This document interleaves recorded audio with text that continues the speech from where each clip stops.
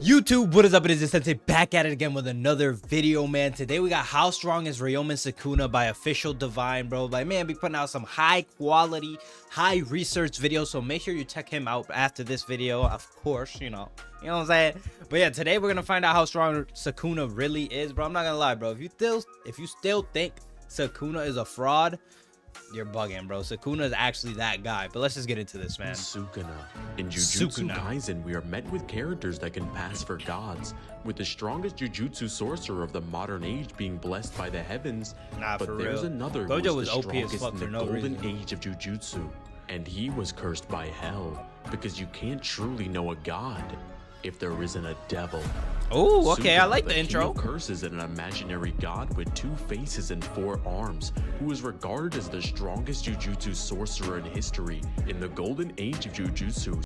I still want to know how Sukuna got so OP. Like, did he train, or was he just born like that, like Gojo? You know what I mean? Sorcerers and cursed spirits were at their strongest, with the special grade curses at that time, making the ones now look like nothing in comparison. And Ryomen Sukuna stood above them all. That's tough, with Sukuna, bro. He even stood at the before he tippity became a top. curse, having strength compared to that of a natural disaster. And just his fingers alone are classified as special grade, being completely impervious to any attack and holding only 5% of his true strength.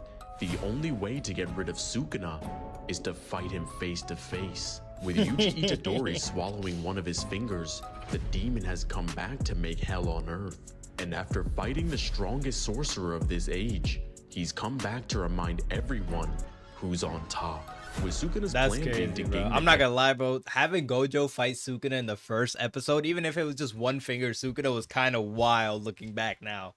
And Gojo was like, if he was at full power, nah, I'd win. Techniques of the son of the sorcerer killer and defeat Satoru Gojo. He needs to tame the divine general, the most powerful Shikigami in Megami's arsenal, Mahoraga. Oh, a Mahoraga, hyper-adaptive Shikigami that is able to adapt to any curse technique when the wheel on his head spins. That's super or simply overpowered. the ultimate late throw in. Wait, can Mahoraga like infinitely adapt, or is there a limit to how much he can adapt? Rock, paper, scissors. Sukuna takes on this beast with the strength of 15 fingers and vaporizes Mahoraga with the energy release of his domain expansion, destroying a massive area in Shibuya.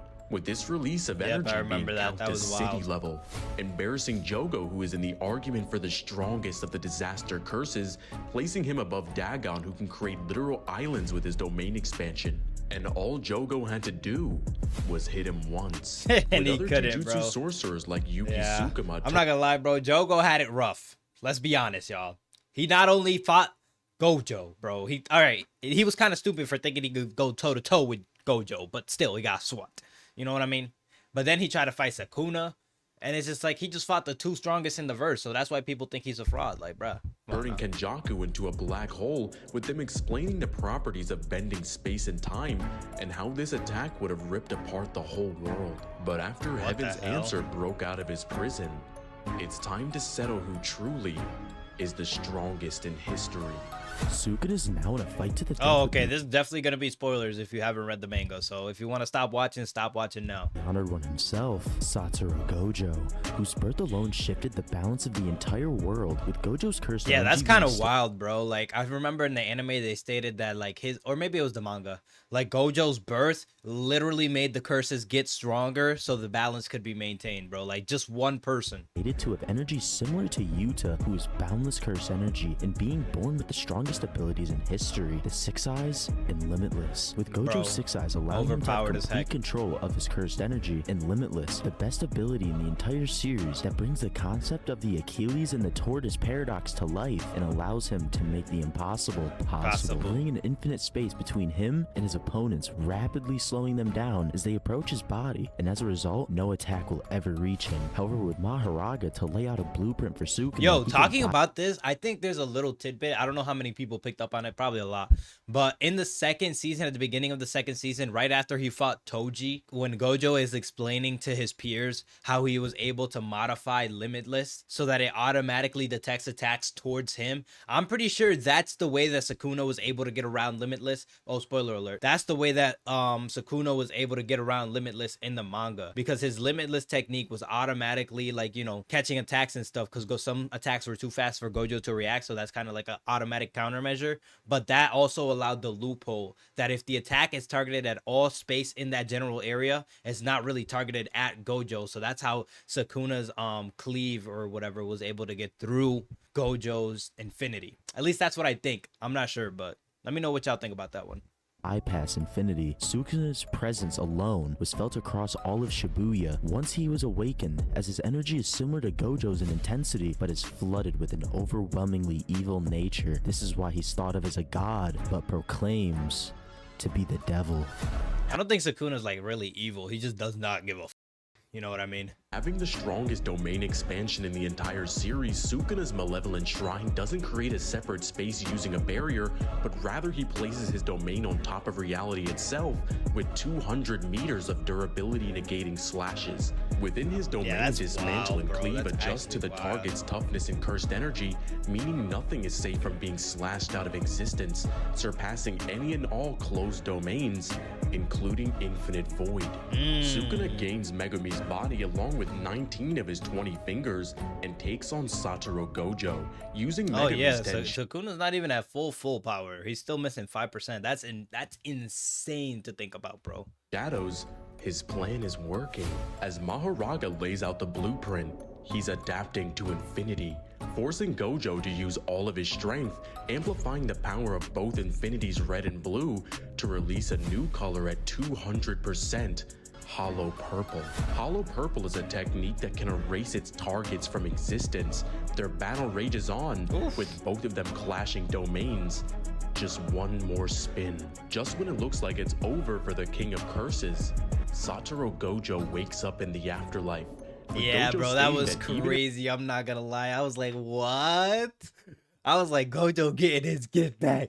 And it was like, nah, that's tough. If Sukuna didn't have Mahoraga, he still would have been defeated. Sukuna proved that he truly is the greatest. Yeah, that's for all like the Gojo stands, you know what I'm saying? Like, don't get me wrong, I like Gojo too, and I wanted him to win, and I still think Sukuna was kind of cheating, but Gojo himself said it, bro. Like, even if he didn't have Mahoraga, he probably would have lost. Sorcerer in history, being able to adapt and bypass infinity, which is absolutely ridiculous. Thinking of infinity as a book of infinite pages, with Gojo being the last one.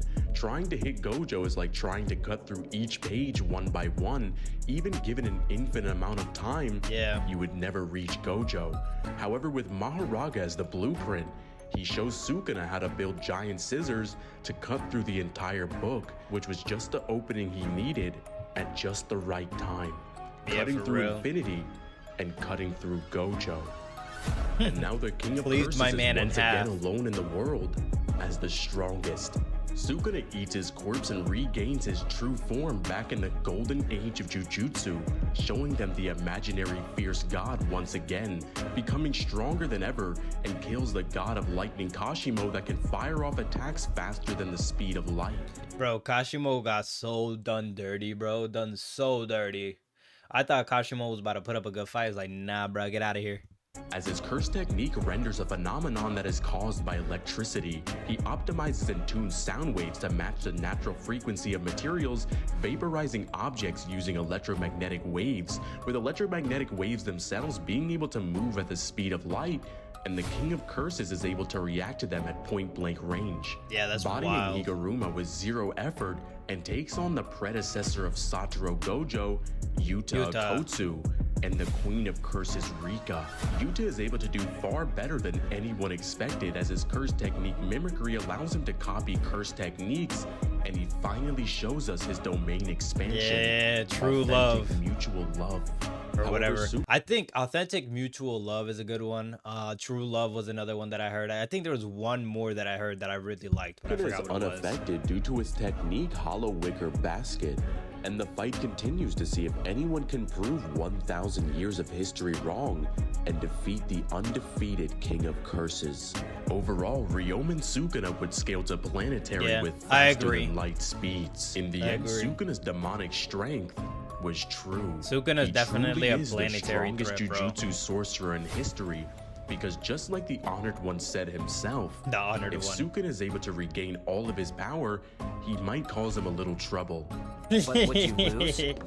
Nah, I'd win. No, this is funny. I didn't know gods could lie. So who's really the devil? What's up, guys? It's Divine. If you guys enjoyed this video, make sure you guys like and subscribe and hit that notification. Definitely gotta like and subscribe. This was a fire video again, like always. But yeah, guys, let me know if you enjoyed that video in the comment section. Hit that like and subscribe button if you're enjoying this reaction. If you want to see more of my reactions, they're over here, so check those out. But yeah, I agree. You know, Ryomen Sukuna is definitely planetary level threat. He's just that guy, bro. Let's see what happens in Jujutsu Kaisen next season. But thank you guys for all the support, and as always, Sensei out. Peace.